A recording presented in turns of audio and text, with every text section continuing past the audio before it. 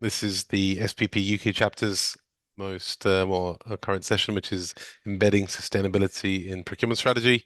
In a few moments, I'll hand over to Waste to Wonder and CBRE, and we'll kind of get into the session.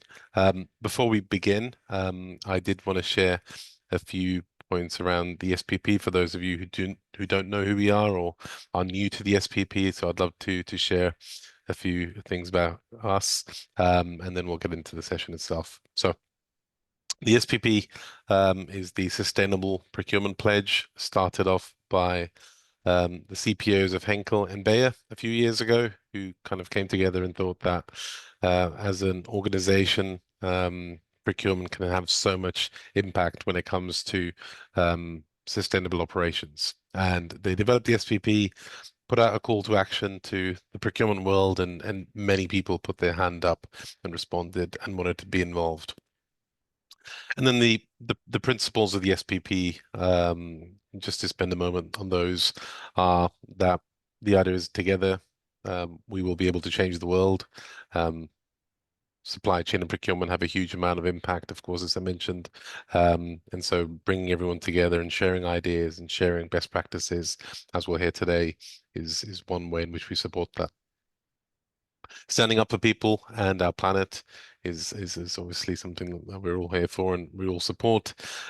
Sharing knowledge and listening to others. I think the premise behind what we do with these webinars and all sorts of knowledge transfer that we provide is to give people best practices. There's not a huge number of courses, or there's not a huge number of university programs or professional programs that are preparing people to embed sustainability into their operations. And so the procurement industry have decided to take things in their own hands and share that knowledge, and that's been working fantastically well. Starting with myself, I think everyone who is joined the SPP believes that they can have that impact if they change their own operations, and then finally leaving the right legacy. So preparing things today for passing down best practices and ensuring that those who are coming into procurement and supply chain and coming into organizations in the future don't have to start from a blank piece of paper. Our goal as an organization is to reach 1 million procurement professionals who have committed to the pledge by 2030. So I suspect everyone who's on the call today has already pledged, but please do share this with your colleagues, with those that you work with. We want to continue to add others into the program.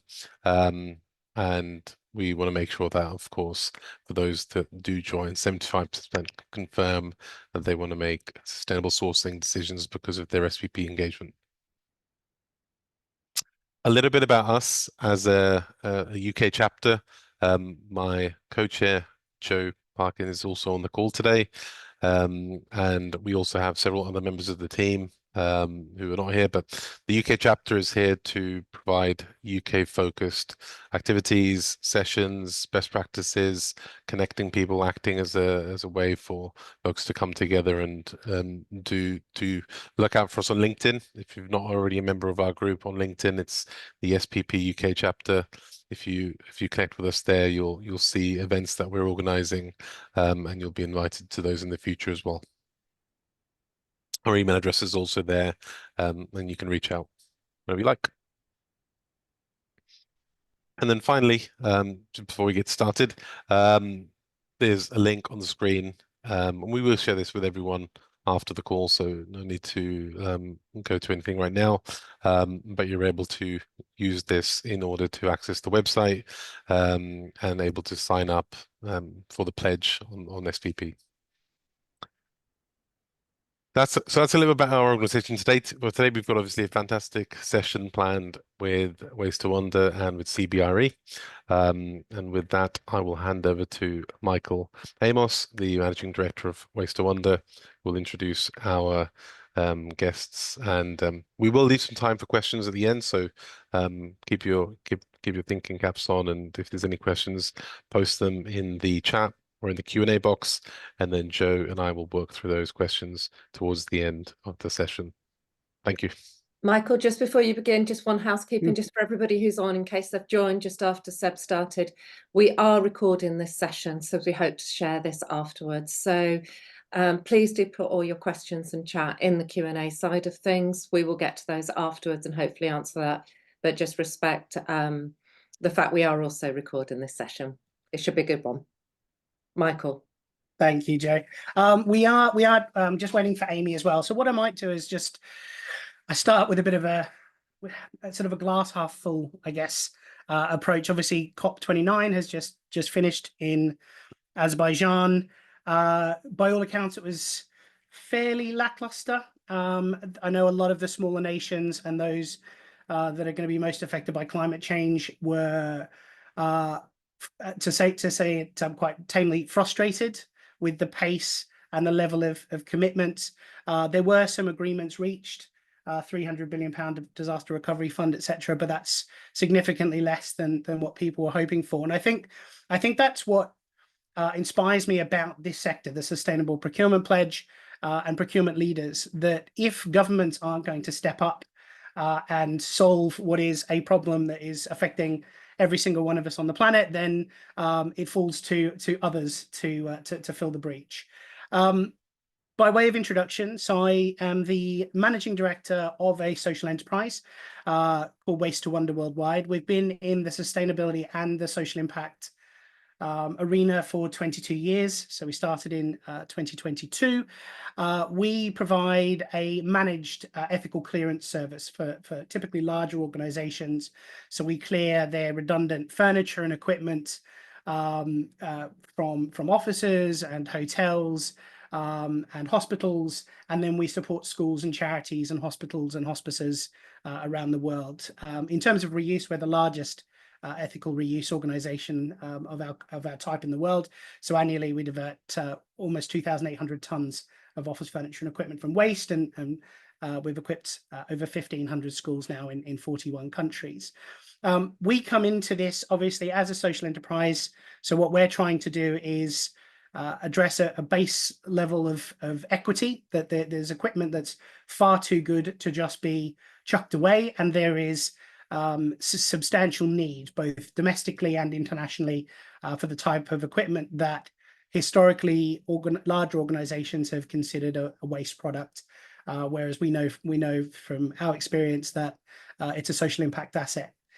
We're joined today by two amazing humans, Gemma Lindley and Amy Brogan. I've just seen Amy arrive, which is fantastic. Thanks, Amy.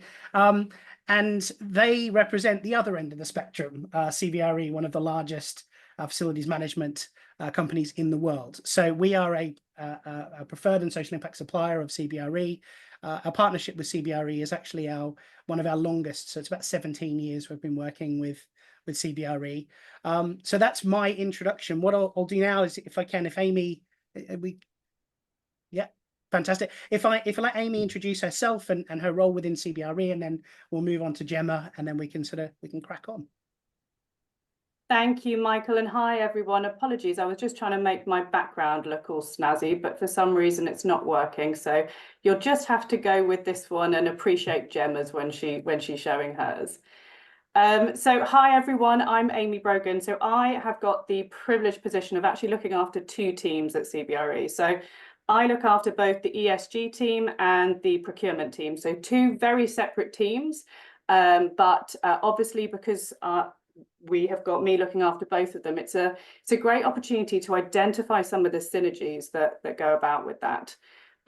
So I have got Gemma on from my team as well. So shall I let Gemma introduce herself quickly? Thanks, Amy. Hi, everybody.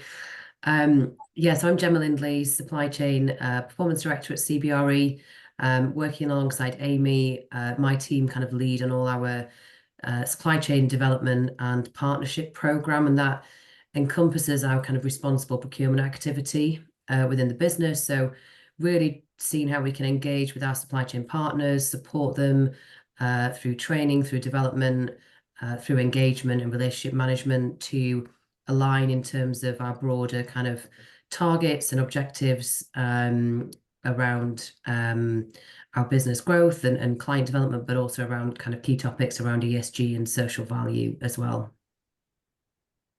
Fantastic. Yeah, thank you both. I obviously mentioned we've been working with CBRE for 17 years. We've seen obviously a transition from concepts of corporate citizenship and corporate social responsibility and the emergence of ESG. I wonder, Amy, could you share a little bit about CBRE's journey in those spaces, and sort of where you are now, and how, from a strategic, tactical perspective, CBRE are leading on ESG? Sure. So we started our kind of ESG journey around 5 years ago, I would say now, when it comes to kind of combining that journey up with procurement and making sure that our responsible procurement was really where it needed to be.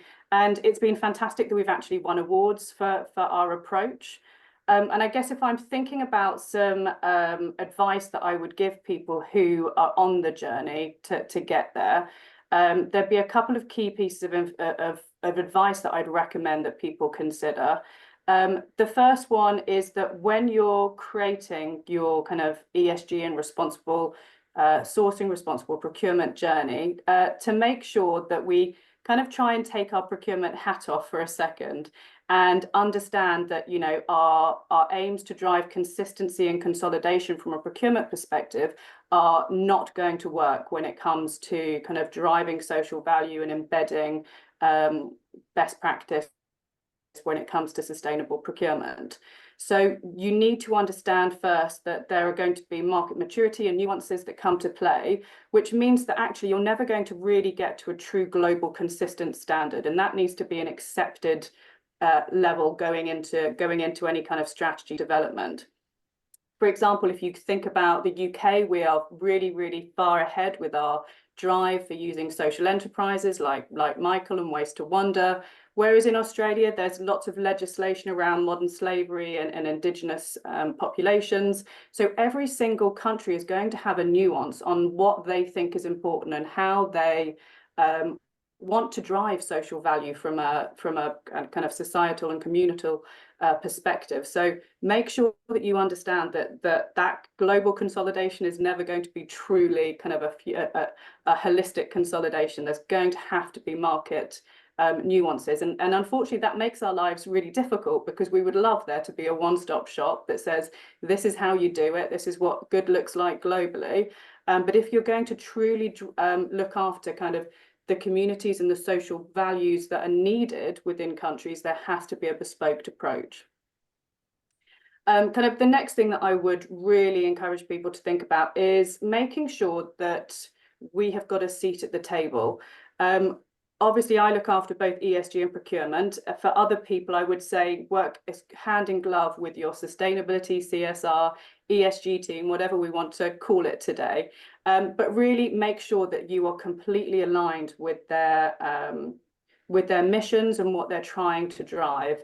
Scope 3 for us all is a really tricky subject for anybody to get their head around, and therefore procurement professionals are going to have to come to the table and work alongside the CSR team, the sustainability team, to drive that agenda forward.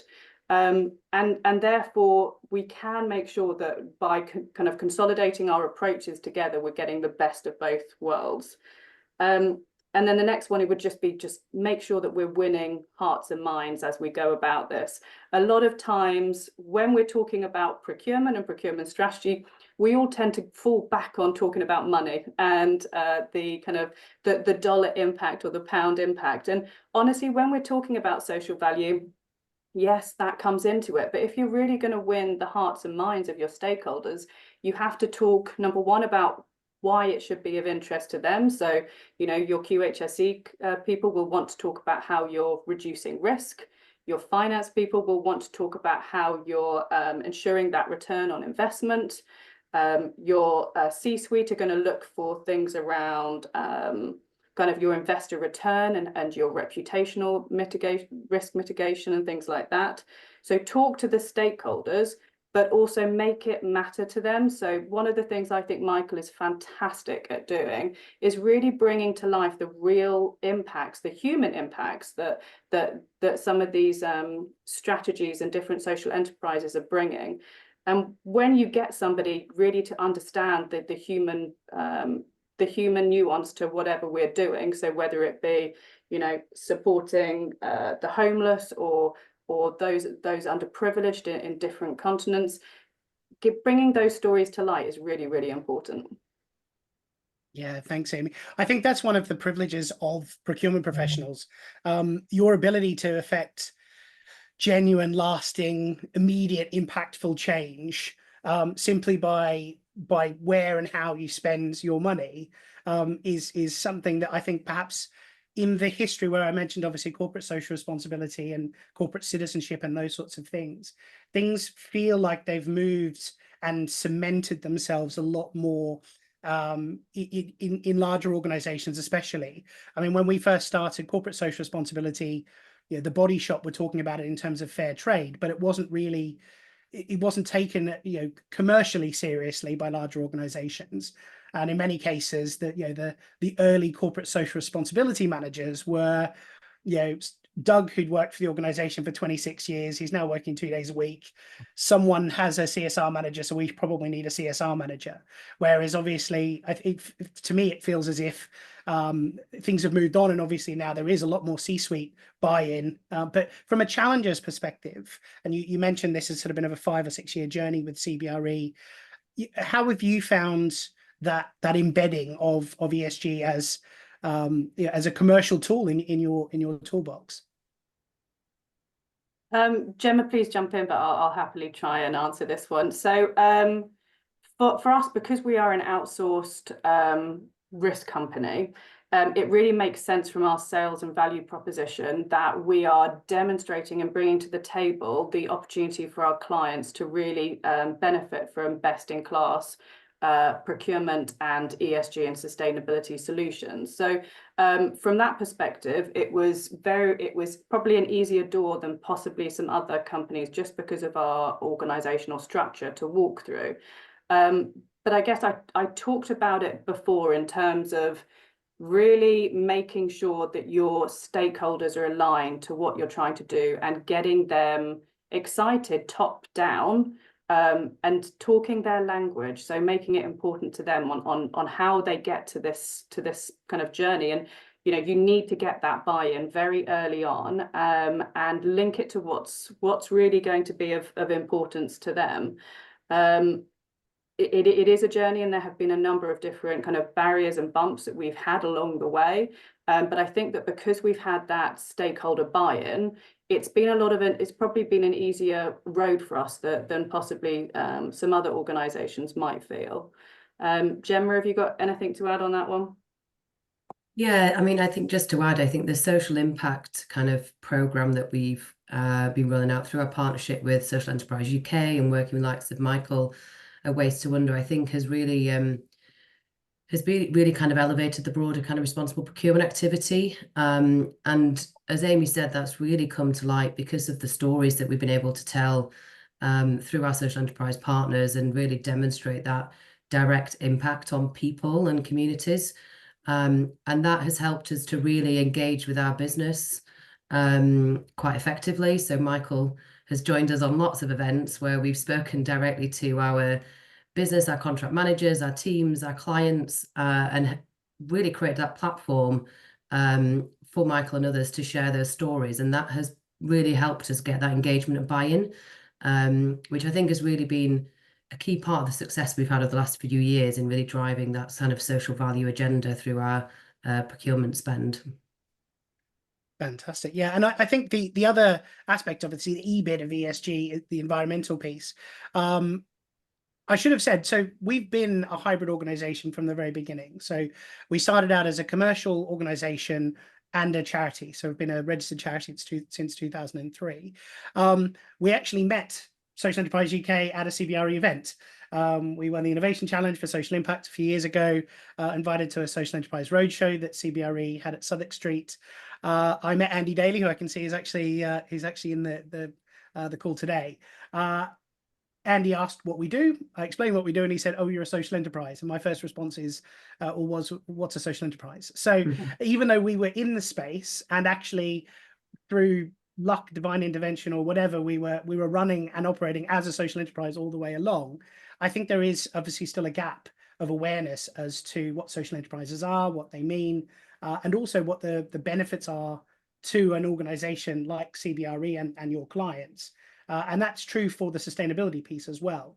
I wondered if you could speak a little bit about some of the social enterprises that you've come across that do have a strong sustainability aspect to the product or service that you guys are procuring through them. Yeah, I mean, absolutely. We've built a really strong network now of social enterprises that we partner with, which has been fantastic. And obviously the likes of yourselves of helping us redistribute furniture, which also has a knock-on kind of impact from a carbon perspective as well, in terms of that furniture not being manufactured from scratch, which is really positive. We work with other organizations. I think Andy might be on the call as well, like Serious Tissues, that are working to kind of help remove plastics and things from the oceans. We also work with a great organization called Glasshouse that are working with women in prisons, teaching them horticulture, and then those individuals then get to take on roles kind of supporting businesses with their kind of internal planting and biodiversity. So there's lots of kind of interlinking, I would say, between social enterprises and the benefit they deliver is often beyond just kind of people impact, which is huge, but often it is part of what they do as a business is actually the broader kind of environmental awareness, environmental kind of benefits as well. And it seems to be, from what we've definitely seen, it's an all-encompassing kind of program to drive kind of that sustainable agenda within their organization. Amazing. Sorry, Amy. No, I was just going to say that we've also found kind of those niche suppliers that would sit into kind of a social enterprise sphere. From an innovation perspective, they are way ahead of anybody else. I feel that they are more nimble, more agile. They can move faster. They can adapt to the needs of the business and the needs of the market a lot better. So they're really coming up with really innovative ways to meet kind of problem statements that we're putting out there as well. Yeah. Amazing. In terms of, and I suppose there's two angles to this question.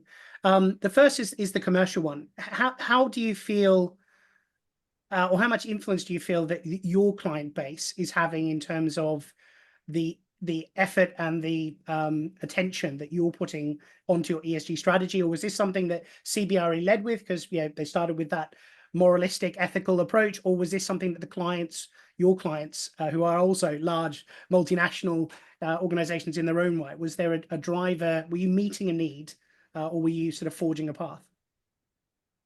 I think honestly, we started off by forging the path, and that was because we started looking at the long-term risks if we didn't meet this emerging trend. And we looked at things like, our investors' thoughts around our shareholding, our talent and retention strategies, our sales pipeline, driving that innovation that I've talked about, risk mitigation, and just future-proofing ourselves. And then honestly, at the heart of what we do, we're very passionate about making sure that we are leaving our planet in the way that we want to, and therefore reducing those emissions down is a critical part of what we wanted to do. So 5-6 years ago, we put this all together and came up with a strategy that has evolved over time, but it has definitely come from us predicting a need before the clients came to us demanding that need.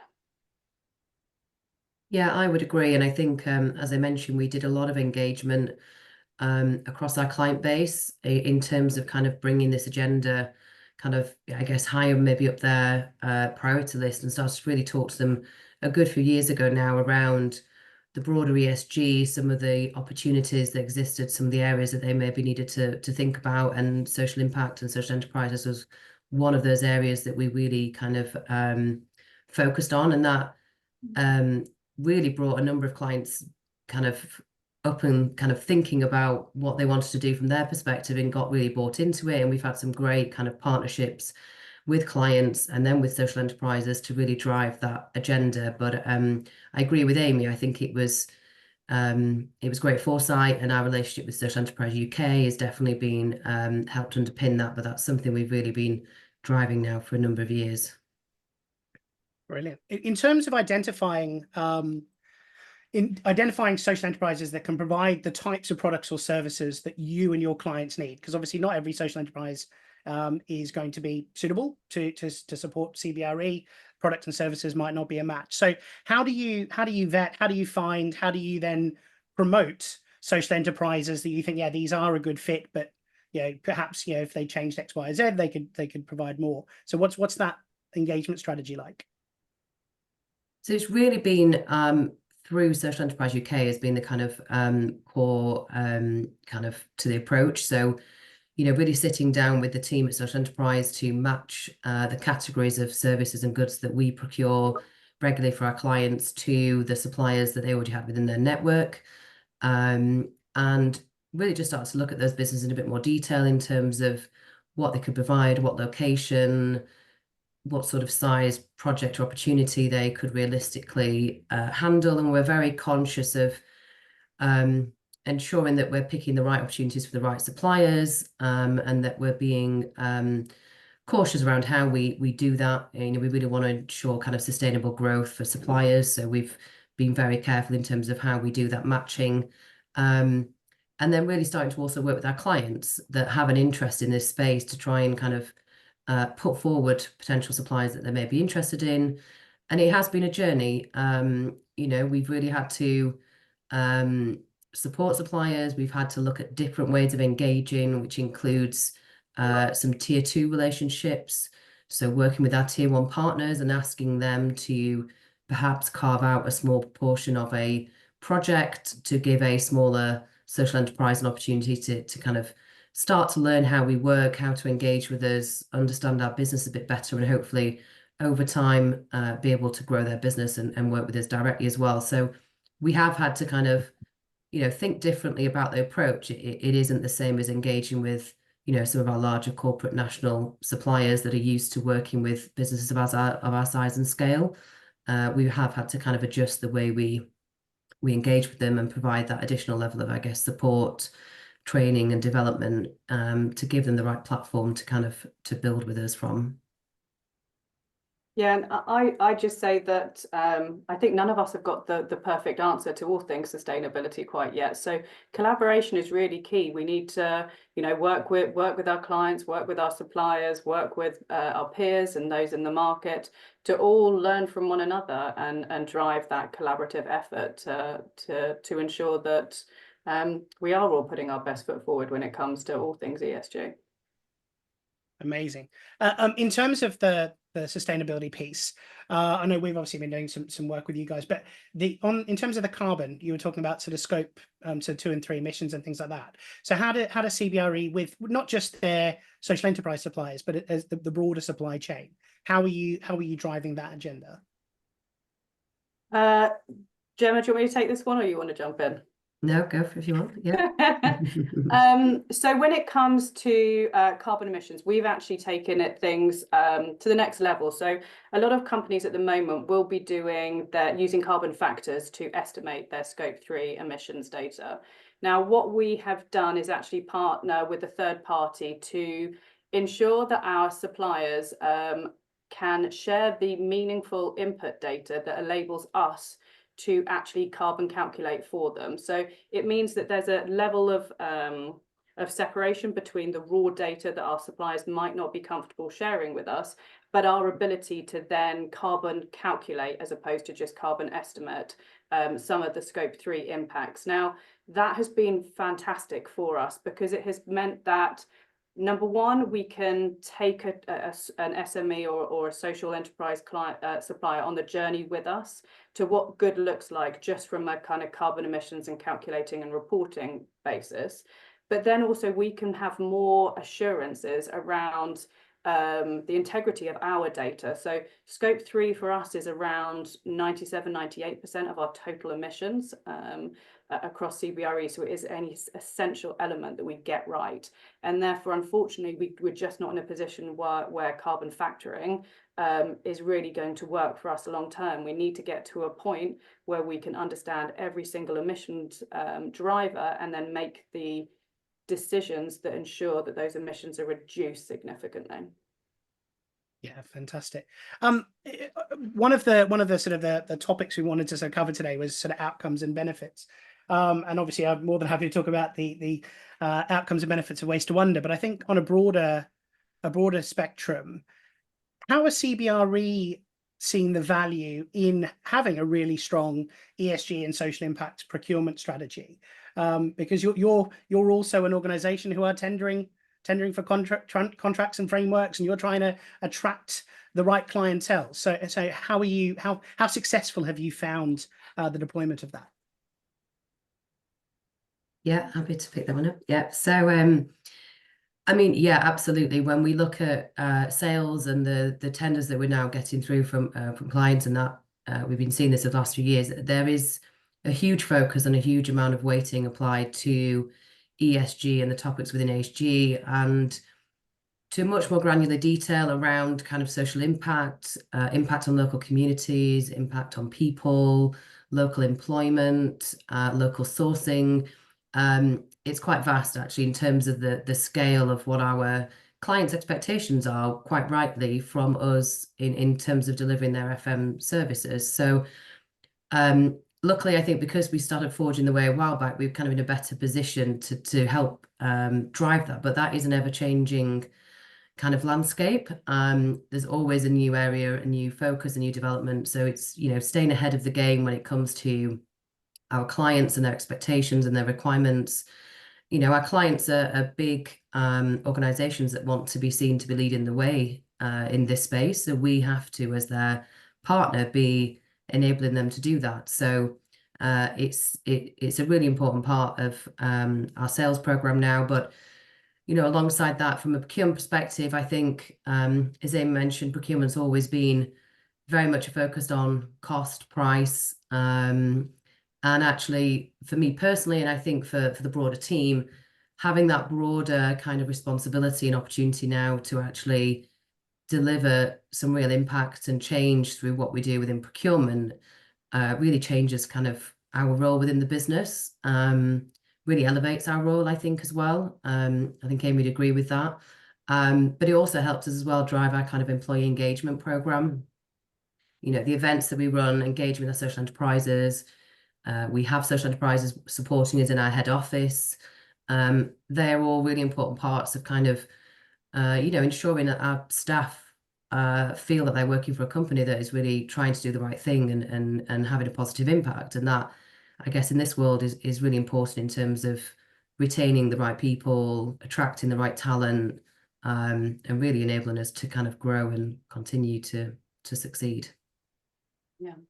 Yeah, I'd just add to that. So 40% of emissions come from the built environment. Therefore, if we want to be the very best of the services that we're offering, it's essential that our reputation precedes us. And therefore, we wanted to ensure that we were known in the industry as people who took this really, really seriously.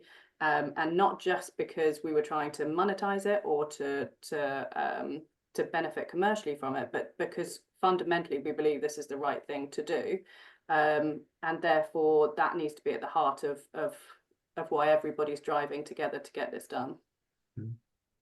Brilliant. I think the other thing, I mean, obviously, one of the things we've really appreciated is the partnership. We are a minnow compared to the whale of CBRE in terms of turnover and every other respect, but it has felt very collaborative. And I think, obviously, a big part of our success of branching outside of the UK, and we're now obviously supporting CBRE in Europe, and I was in Singapore with you last week, Amy. We've just won our first project in Latin America, in Costa Rica, with CBRE. So I think there's been a real an enthusiastic, collaborative, almost symbiotic. You know, obviously we bring something to bear. We've got a solution which your clients really value, but likewise your willingness to support us and guide us. And I think this is true of a lot of the social enterprises that I've spoken to that work with CBRE, that perhaps even more than a lot of other organizations who have similar programs, perhaps not advanced as CBREs, don't always get that same level of of support and guidance. And I know, you know, Gemma works really closely with social enterprises to say, look, you know, if you can tweak this or do that, you're going to be a better fit for our clients. And that's been obviously fantastic for us. And I know for a lot of social enterprises, and I'm sure there's some on the call that would attest to that as well. I just wanted to share a little bit. So last year, Gemma joined me in the Gambia, and we were visiting some of the schools that we donated furniture from some of CBRE's larger clients. And when you were talking about the fact that this ESG has sort of permeated other parts of the organization and staff engagement and stuff like that, Gemma wanted to do some fundraising off the back of that. And we explained that the School in a Box program, the projects, is effectively self-funded through organizations engaging with us. But one of the challenges that we identified whilst we were there, and this goes to telling the individual stories, there were young children walking past the school during school hours, not in school uniform. And I asked the question of the charity partners that we work with, what's their barrier to education? And the answer, given this was 2023, was quite shocking. It was simply that they didn't have safe drinking water in their village. So they were walking 4 or 5 miles a day to access safe water. So their education in terms of their priority list was artificially down to nothing, because ultimately it was about bringing water back for the family to drink, to maintain a degree of health, and also to grow some subsistence crops. Gemma came back from that visit and arranged for an amazing charity walk for water up in the Lake District. And again, what I loved about that event was it wasn't just CBRE. You engaged other suppliers, not just social enterprises, but maybe could you share a little bit about that? What inspired you, Gemma, to take it from what could have been seen as a nice trip to the Gambia and then to something that actually ultimately has resulted in a huge amount of social impact through the Borewell project? Yeah, I mean, I think it was just, I mean, what an incredible opportunity to be able to go out to the Gambia and to see kind of the impact that we're having through the partnership with yourself, Michael. But yeah, I think we all of us that were on that trip really kind of were quite, I guess, shocked and astounded really by the situation with the water in the bore wells was so prevalent still, and I guess probably hadn't appreciated the scale of that, and as you said, that was a massive barrier to education, which then was, you know, for the children, that was really their way of kind of through education is trying to, you know, bring themselves out of poverty. So I think as well, what I was really amazed at was actually relatively cheap to build a bore well that can support a large village with kind of fresh water on an ongoing basis. Solar-powered. Sorry? And solar-powered And as well. Yeah, exactly. Solar-powered, self-sustainable. It was just incredible, really, that actually a couple of £1,000 could have that impact. So, you know, really wanted to, on the back of that trip, come back and do something more and something kind of that have more of a lasting impact. So, yeah, the charity walk we organised up in the Lake District was great, and I knew that we'd have lots of suppliers that wanted to get involved, which they did. So we had a number of our partners get stuck in, sponsor that, and join us. And we walked towards 2 kilometres, which is basically the equivalent of typically what a child will walk in a week to collect water. So, you know, it's a long day, but it was worth it. And we raised, I think, Michael, it was around 10K overall. We did a little bit more for this with the skydive, yeah. So yes, I think there's 11 solar powered bore wells, so about 22,000 people's. Yeah, absolutely, which incredible when you think about the amount of people that would impact for really a relatively small amount of money. So yeah, and that's something we definitely want to continue to kind of support longer term as well.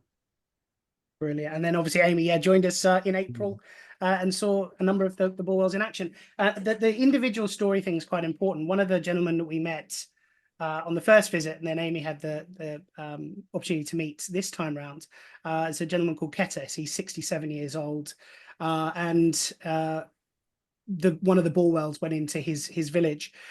It's the first time in his 67 years that he's been able to turn on a tap and access safe drinking water.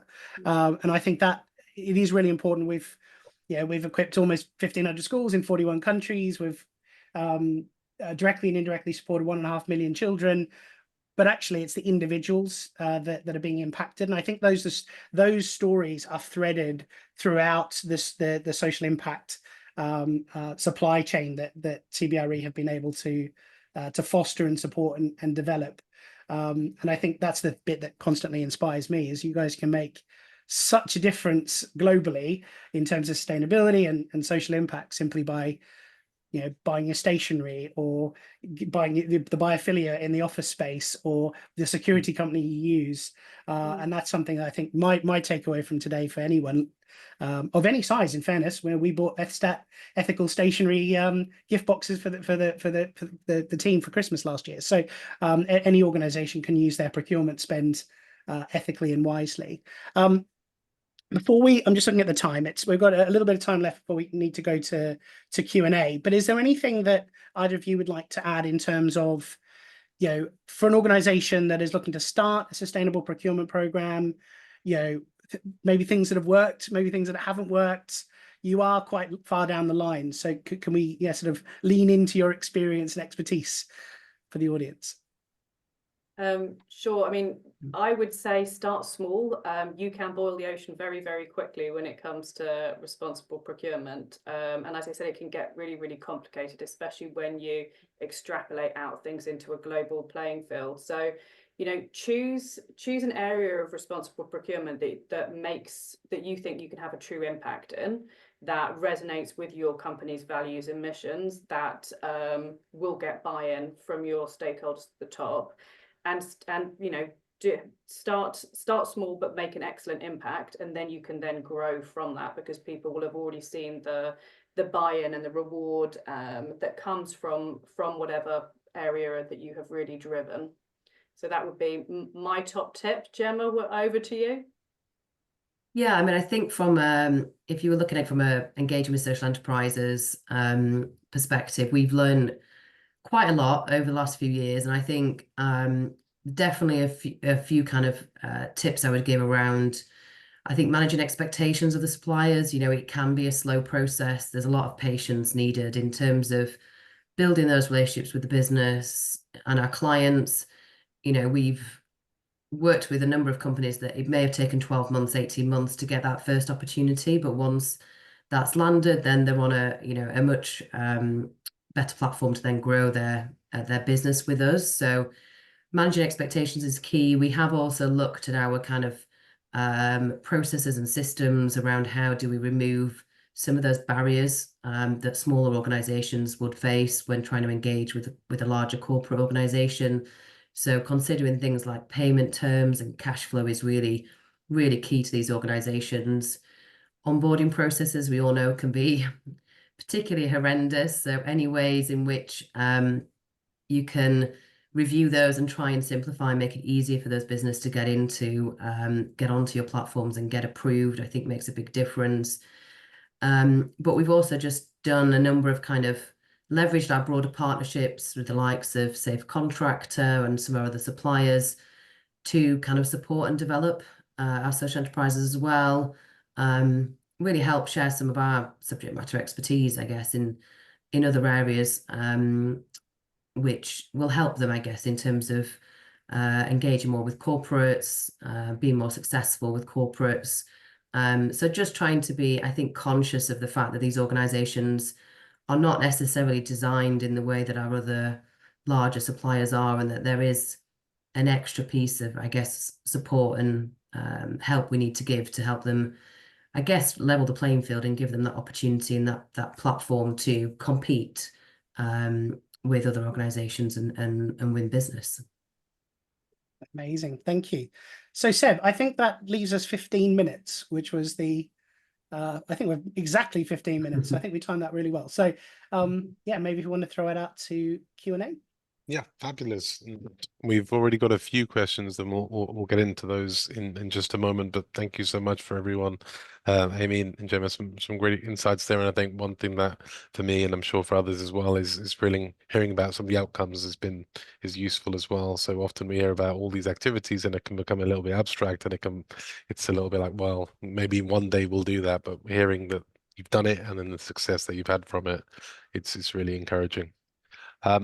Right. we've got a few questions, so we'll kind of go through these. The first one is from Howard, and this one is, would be good to know if, Michael, you or if anyone else has any comments on this, if you recognize the UK higher education reuse activities such as Warp IT and UniGreen, which on the face of it seem complementary to what Waste to Wonder does. Yeah, thank you. IT is an interesting one.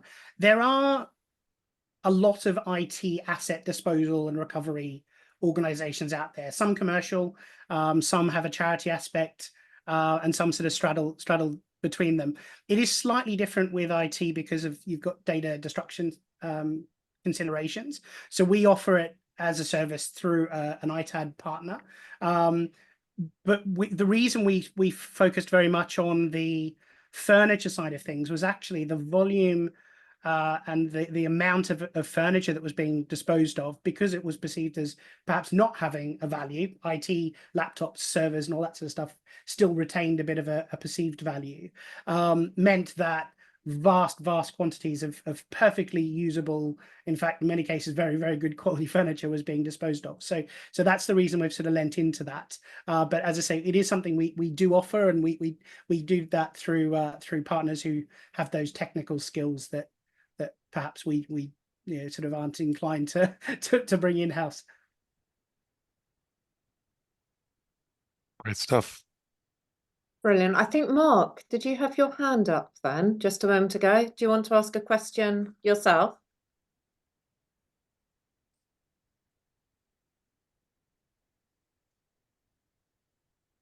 If we can get you to talk. Cool. Well, we can come back to the one. Yep. Yeah, sorry, I didn't actually switch on the issue. I think it's not interesting. It doesn't. Like you said, you've done so far, and or if you've got plans for you to make royals, what would you like? Mark, the line's not very good. If you want to go ahead and type your question in, because the line's not coming through very well. No, yeah, sorry. Thank you. Questions. Oh, yeah, I couldn't hear that, unfortunately. Yeah, we'll come back to that one. Another one that we've had is with CBRE having a large international footprint, how do you select which regions or countries you focus on? And Amy or Gemma can begin. So we started off our journey in the UK, and I think it's fair to say that was because the market was probably further advanced than some of the other markets when it comes to kind of holistic ESG strategies within procurement. I think probably the US is further ahead in terms of kind of some of their diverse supplier schemes, but the UK really is driving that social value. So it seemed to resonate with the UK market, which is why we started off in there. I think, as I said to begin with, it's really down to those market nuances. Where have you got governments driving legislation? Have you got clients demanding requirements? Have you got suppliers with the capability to deliver against some of these nuances? And where do we have, the scale to really drive that meaningful change? I think as a procurement professional, it's everybody's responsibility to ensure that every single pound or dollar or whatever currency you want to have is spent in the best possible way. And that has to take into account responsible procurement and responsible sourcing as part of it. So I would say understand which market you're going to go quicker and faster in, and that's going to resonate more, and try and make a change in that particular region.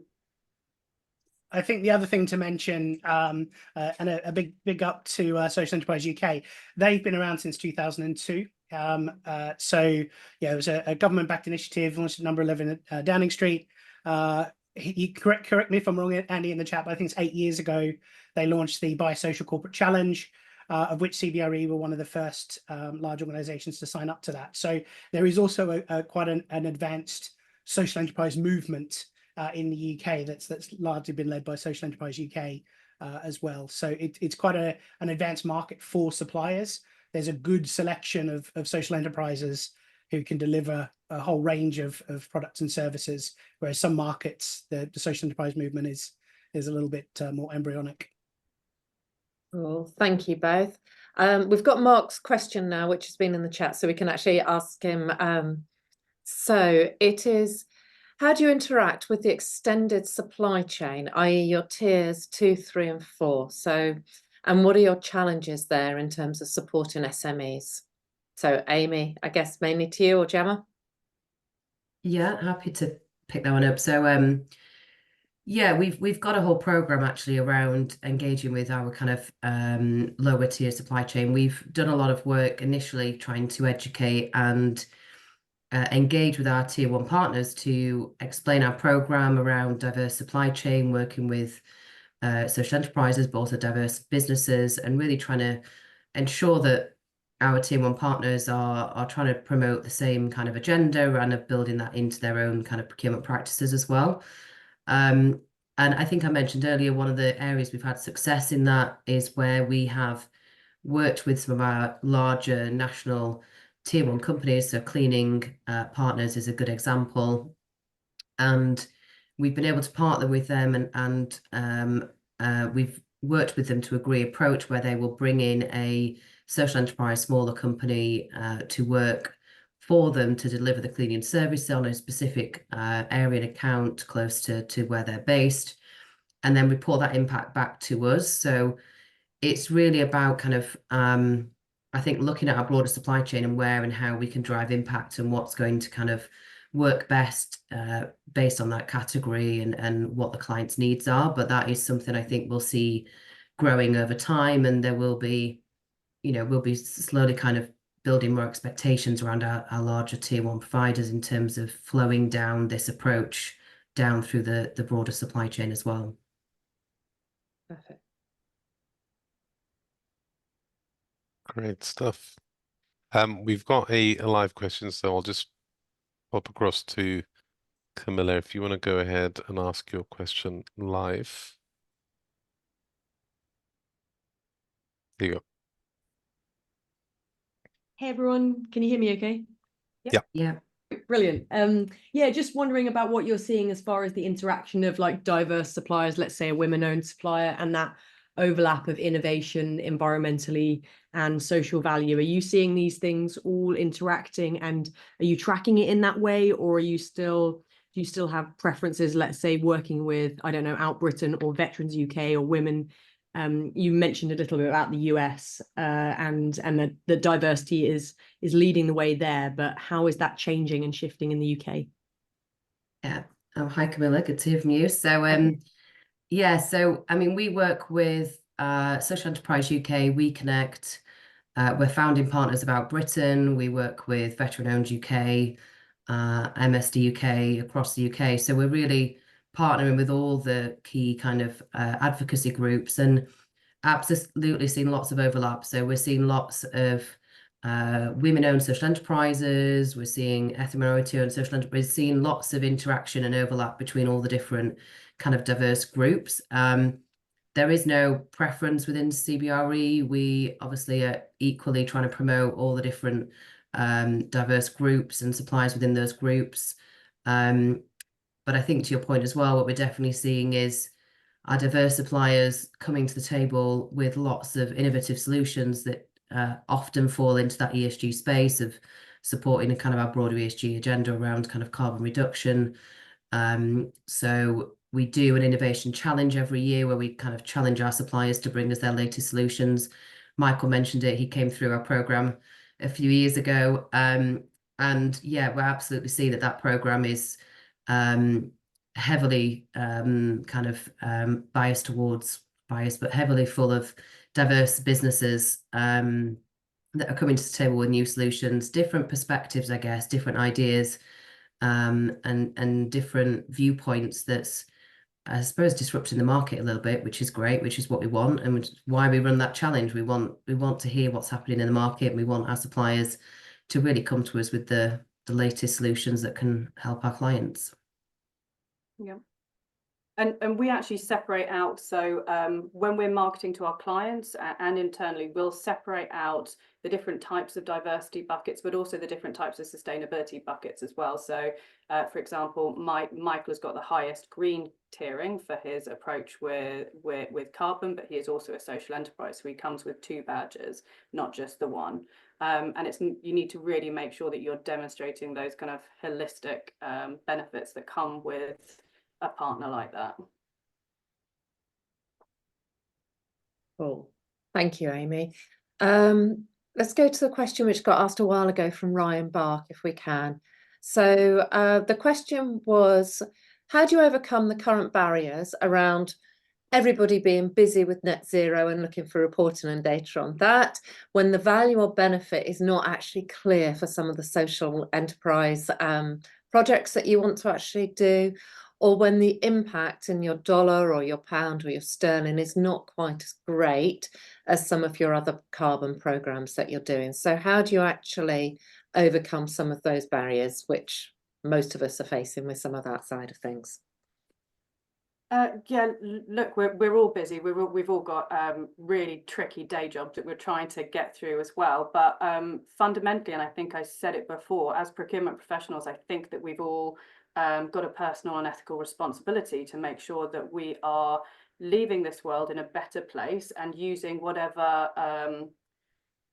capabilities that we have to really drive meaningful change. So I would say that we should be having a seat at the table. Everyone's driving net zero, but social value is a huge part of any ESG endeavor. And arguably, you could say that kind of without the society, the carbon doesn't really matter. So let's focus on how we're going to protect the people and the communities that we are around and that we're supporting, and how we can drive that alongside making sure that we're ensuring that from a carbon perspective, we've got longevity on the planet. I would say you need to talk to your stakeholders in the language that resonates to them. So I think, I mentioned it earlier, but you're talking to your QHSE colleagues. Let's talk about kind of the risk around modern slavery, labour rights, fair pay, and how, there's legislation that's upcoming that's going to impact all of those. If you're talking to your commercial individual, let's talk about the reputation and investor impact of shares being traded, etc. You're talking to your young talent. They want to work for an organisation that has got matched values. 60% of the younger workforce are now choosing the company that they want to work for based on those matched values. So really nuance your argument and your strategy based on who you're talking to make sure that it resonates with them. And all I would just add was, just from experience, I think one of the questions was about demonstrating the impact. That actually, from my experience working with the social enterprises, being able to calculate and report what that impact is actually at the heart of what they do. And that is something we collect up annually from all our partners, social enterprise partners, and we actually create an impact report so we can really kind of demonstrate what our spend and what our partnerships with our social enterprise is actually delivering in terms of impact on people, on local employment, on reducing emissions, all the different kind of elements that social enterprises support. But we've been able to really calculate that and collate that each year, which has really been really impactful. Cool. And I'm just really conscious of time. If we can ask one more quick question, because we've had so many questions which keep coming in. And forgive me if I pronounce this wrong, but when you use an ITAD partner and donate IT equipment, do you actually know what happens to it once it's there and can no longer be used? Michael, you're on mute. Michael. Pardon me. Yeah, so we're quite selective on, so the ITAD partner takes and actually processes the majority by volume of the stuff. What we get back is refurbished laptops and printers, things that we can have, we can immediately use. What we typically do with our recipients, all of our recipients are long-standing. Some of our school in a box recipients go back 19, 20 years. So we can always reverse logistics the stuff back when it gets to its at true end of life. But as I say, it's a very small amount of what we take is actually IT related from that side of things. Perfect. We are out of time. Seb, I'm going to hand back over to you just to close on side of things. Absolutely. Well, thank you everyone for joining. We'll follow up with emails and links to what we've obviously shared today. Thank you so much again. Thank you to Amy, Gemma, and Michael for joining us today as well. It's been a great session, and I think the questions and engagement show that this was definitely a topic people wanted to know a lot more about. With that said, well, everyone have a great rest of your week, and thank you again for attending. Thanks, everyone. Thank you. So much. Thank you.